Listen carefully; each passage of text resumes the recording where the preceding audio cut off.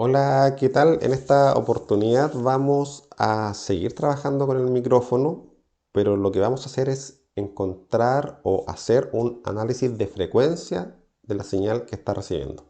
Anteriormente, lo único que hicimos fue detectar el nivel, el volumen de nuestra voz, en este caso, que recibe el micrófono. Ahora quiero saber qué frecuencias componen la señal que está recibiendo el micrófono. Eso se hace con una técnica matemática que se llama FFT, que significa transformada rápida de Fourier, y que lo que permite es encontrar las componentes de frecuencia que tiene una señal. Así que eso vamos a hacer. Como la técnica para hacer esto se llama FFT, voy a crear una variable que se llame FFT y dentro del setup voy a crear esa herramienta que se llama FFT, que es el nombre de la variable que puse arriba, y esto se hace de forma parecida a como hicimos esto que está acá, solamente que ahora tengo que escribir new p5.fft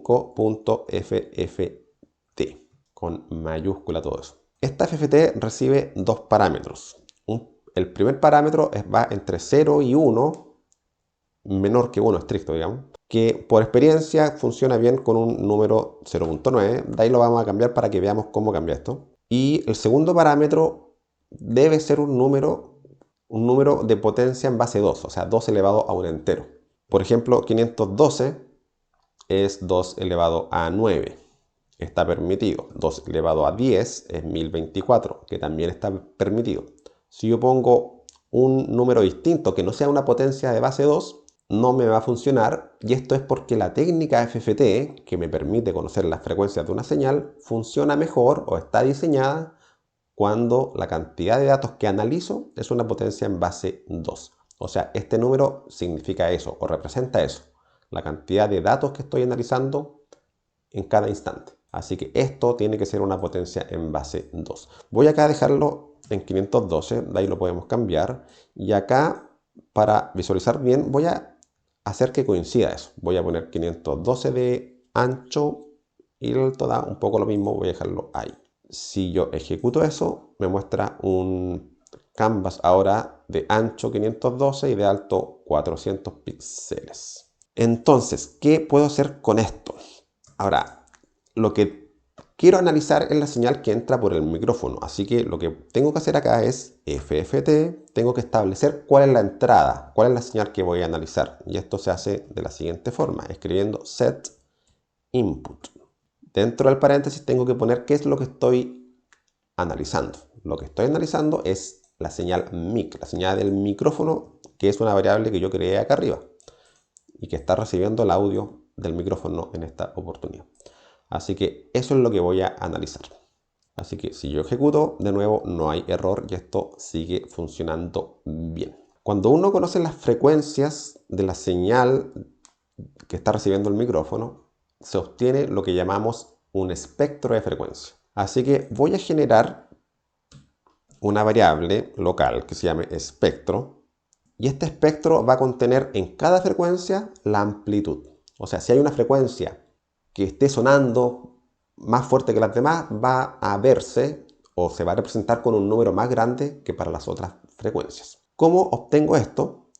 De la siguiente manera, escribo FFT, que fue la variable que creé acá arriba y que le dije que es la que hace este análisis FFT, y escribo acá Analyze y listo.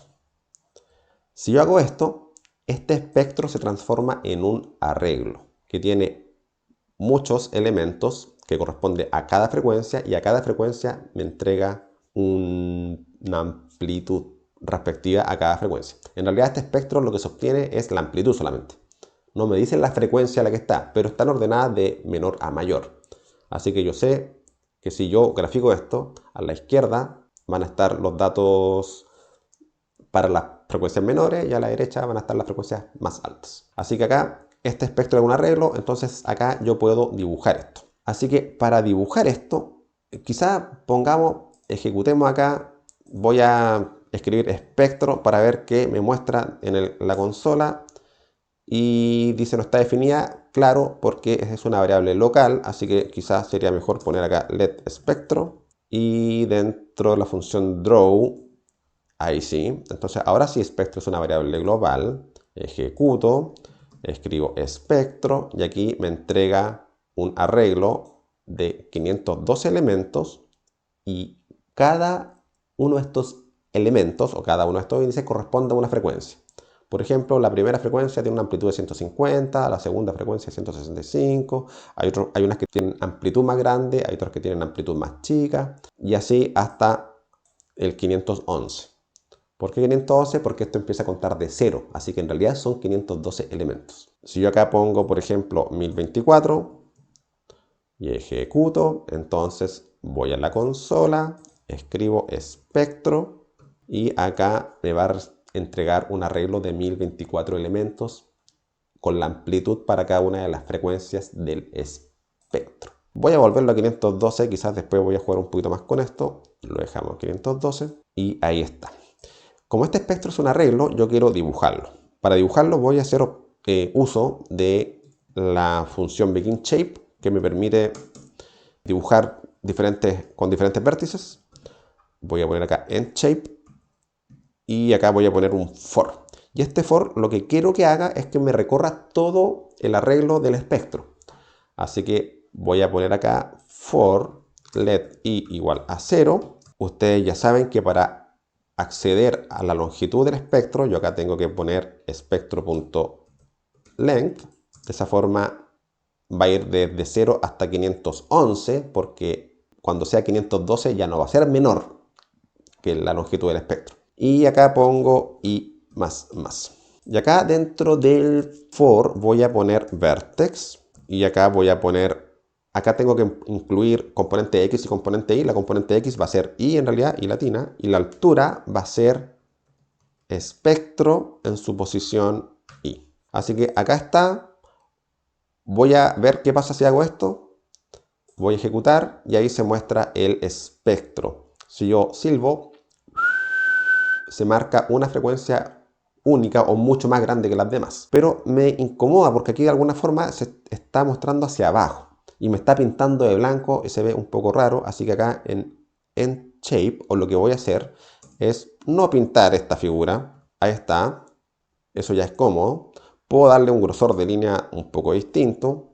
Por ejemplo, stroke white de 3 podría ser. Vamos probando.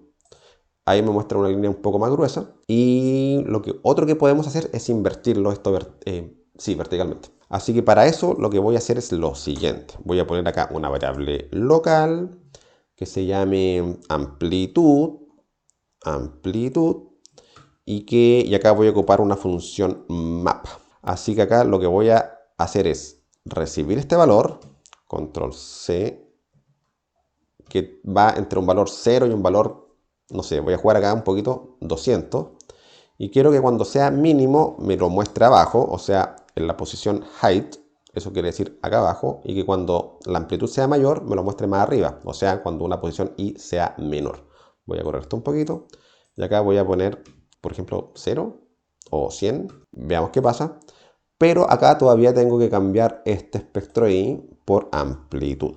Así que estoy ocupando la función map básicamente para invertir el orden de esto. Veamos cómo funciona. Por ahí funciona adecuadamente. Aquí cada amplitud crece hacia arriba, que es un poco más lo lógico. Si yo silbo entonces,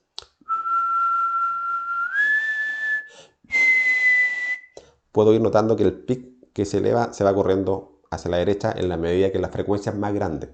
En la medida que el tono es mayor, entonces esas frecuencias están incluidas hacia la derecha. Así que esta es la forma de hacer un análisis de espectro de frecuencia. Un análisis de frecuencia con la técnica llamada FFT. Si yo acá pongo 1024, no, imagínense que yo haga en el canvas, lo hago de 1024 por 400.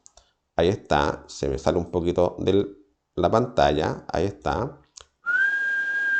Pero el dibujo llega hasta acá nomás.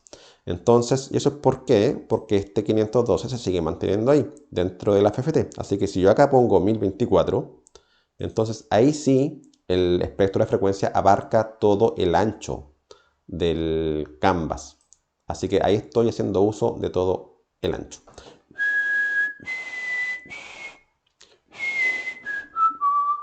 Ahí podemos ver entonces cómo varían de forma visual en la medida que yo silbo tonos distintos. Vamos a probar con acá. ¿Qué pasa si yo pongo un 1?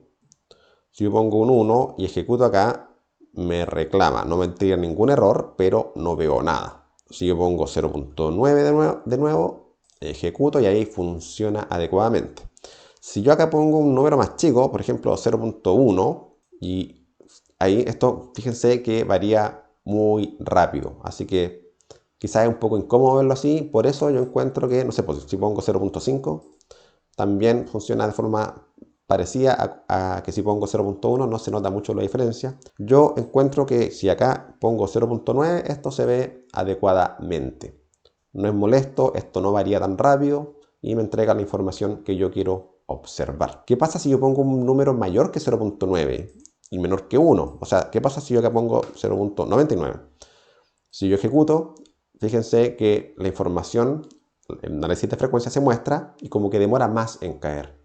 Así que básicamente este primer número depende de eso, digamos, ¿no?